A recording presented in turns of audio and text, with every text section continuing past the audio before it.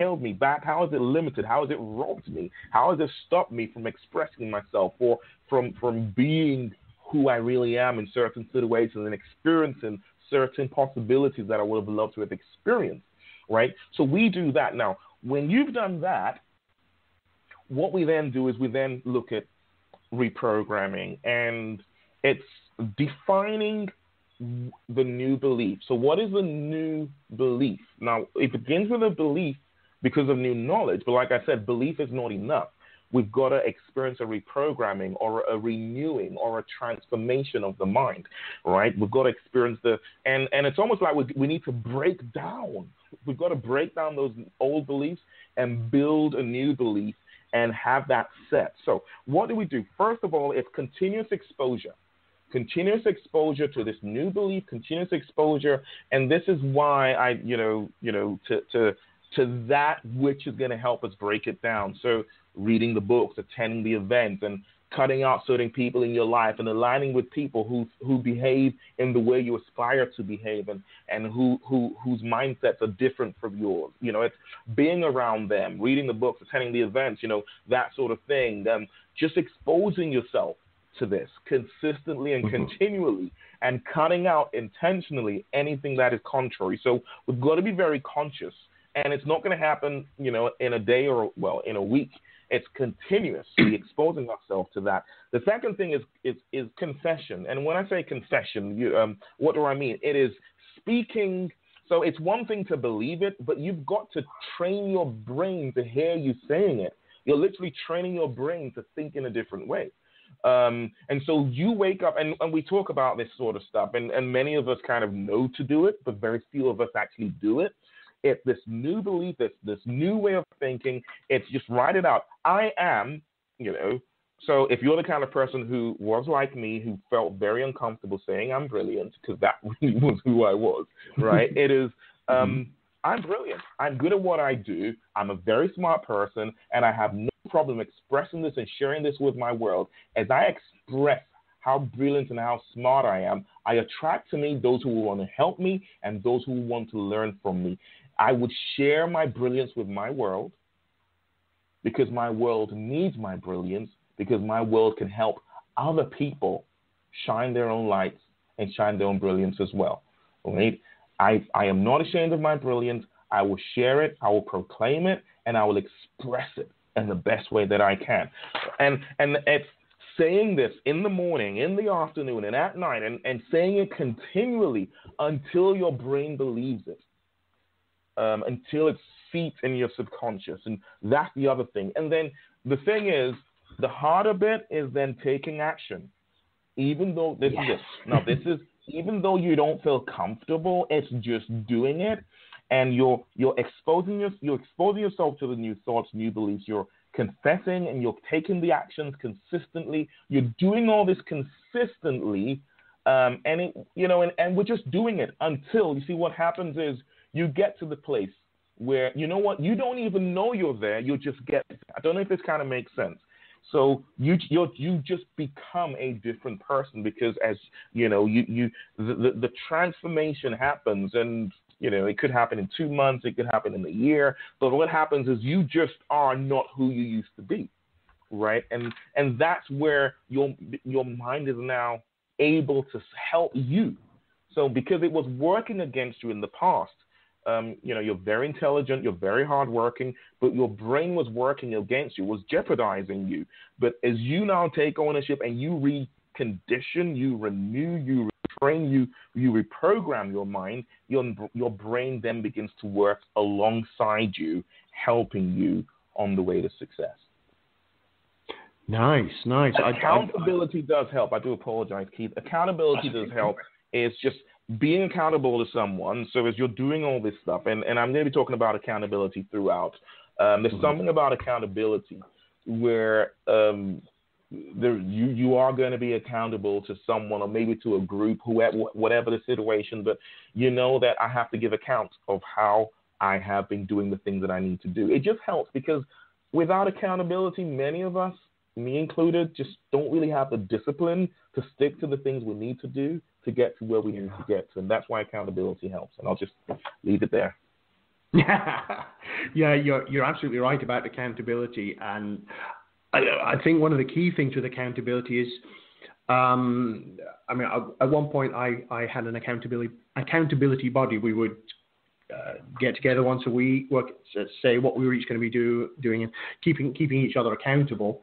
But you've got to make sure that you do keep each other accountable, and that particular accountability relationship kind of fell apart because we ended up sort of, if one person hadn't done something, then the accountability partner, rather than go, well, look, you said you were going to do this, why didn't you, kind of bought into the excuses, and that fell apart. Whereas I had another one which worked really well, where we kept each other accountable, and one thing that really worked was we said what we were committing to, and we also agreed that any item on our list that we didn't complete by the next one, regardless of reasons why, we had to pay our accountability buddy £100.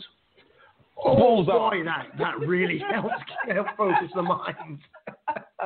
That's it, Keith. That is it. That's just brilliant. And there was one time where we each had failed on one thing, so we each owed the other £100. Excuse me. But rather than just say, right, that balances out, we decided that would not be effective. So that particular week, charity benefited by the £200, because you've got to make sure that if there's a penalty there, you apply it. Keep it rigid. Yeah. Awesome. I loved what you were saying about the way you retrain your brain with. So you identify what it is that's been holding you back. You identify how it served you. You then identify how it is holding you back. And I think the phrase you used was, you've got to really hate this behavior, and then you start working out your new one. And would I be right in saying it sounds like using affirmations is a key part of that, or is it something different? Did I kind of misunderstand that? Where you're yes, it was affirmations. It was affirmations. Got it. Yeah. All right. Yeah. Got it. But okay. It's affirming who you are becoming, and it's that new you and the new way you see your world and the new way you behave, and you speak it till you become it. You keep on speaking it till you become it. So I guess a key difference there between your approach and a typical way of affirmations is, because I know a lot of people say that I use affirmations and they just didn't work. But I guess for a lot of people, it's their affirmation is something that's just so way out there, like I am a multimillionaire and all these things.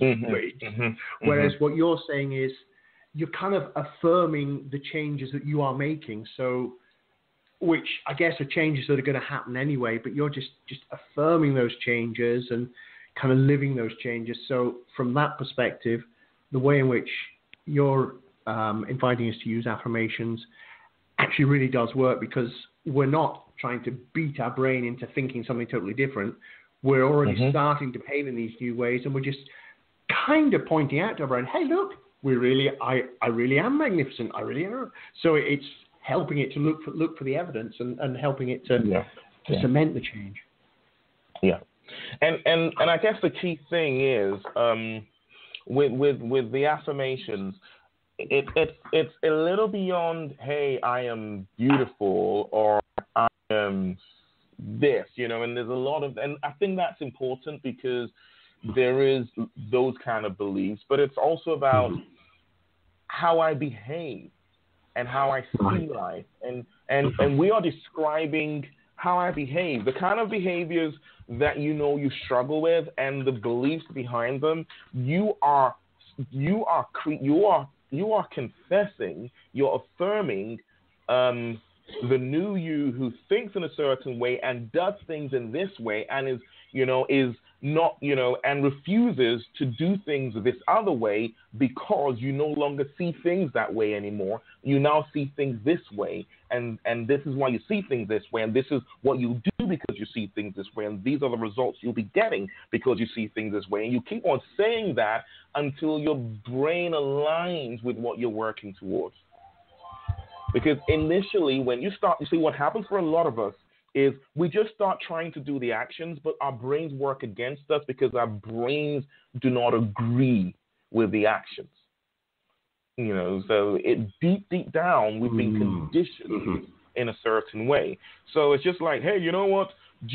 Something just like, and so we need to read, and sometimes it happens quickly. And so sometimes, but what happens is, for example, you have a victory. And when you have a victory, when you have a breakthrough, it's kind of great. However, there still is a fear. And then when you trip up, it all falls down again. It's really fascinating. I know you do brain work, so I'm sure you kind of understand what I'm talking about, Keith. Yeah.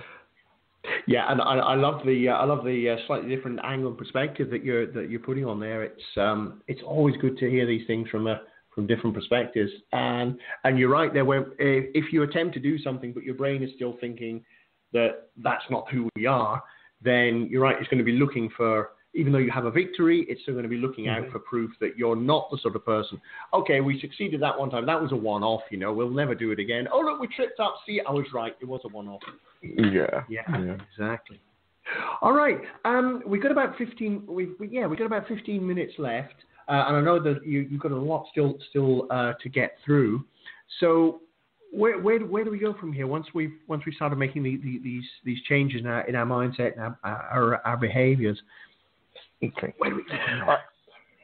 Okay, good. So now let's talk about growth and progressive growth towards a goal, towards something we want to achieve. So maybe it's business growth, career growth, and I'll just focus on business and career growth, and these two. Now, I remember, and I'll just use this. I remember where there was a time when I was building a business in direct sales. At the time, this was probably 2003 or 2004 or something. I was in direct sales, network marketing, and I've been working really, really hard. And I've been, and I was, I wasn't really getting the kind of results I should have been getting for the amount of effort that I was putting into my business. And so I did something. I just decided to, what, I need to stop everything. I was doing everything. I was doing a lot of things, right? But I wasn't really making progress. I wasn't making the kind of progress I should be making, and I stopped. And I think sometimes we just need to stop, and I think sometimes we just need to stop and ask ourselves, actually, what's going on here? Redefine your goals. What do I actually want? And what's working for me right now? What's not working? What's productive? What's not productive? What's relevant? What's not really relevant? Who's relevant? Who's not really relevant in my life right now? Who's helping me towards my goals and who's holding me back? And it's pretty much just, and then what is it I really, really want? And redefine our goals and look at our lives and see what's helping us towards our goals and what's been holding us back.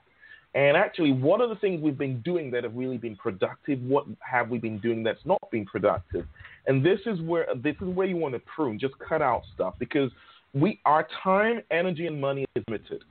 And what we pour our time, energy, and money into would really ultimately determine what we get. We put our time, our energy, and money to acquire stuff by contributing them. We contribute our time, energy, and money into our world in order to get something come back to us, right? So if you're putting your time, energy, and money in the wrong places, in less productive places, then we will produce very little. So we've got to reevaluate where we're putting our time. We've got to reevaluate where we're putting our money. We've got to reevaluate where we're putting our energy, right? So if there's things I'm doing, if there's places I'm going, if there are people who I'm spending time with, if there's, that aren't really helping me, if there's some things I'm spending my money on that aren't really helping me, then I'm just going to prune them. I'm just going to cut them all out. That's the first. So we prune, and then what are the things that are really helpful? So that's that's the first thing that we do is we stop everything, we redefine, and you can do that. So if you've been saying, this is where I want to be in my career, and I'm working hard at it, and you realize I've been literally just in the same spot for the last 2 years. I can see other people who are not as hardworking as I am are progressing, but I seem to be stalling. Then just stop and ask yourself, what's going on here? You know, what is I'm really looking to achieve? What's really helping me? What's useful? What's not useful? You know, and who's useful? Who's not useful in my life right now? Who is draining me from me? Who's the leech? And who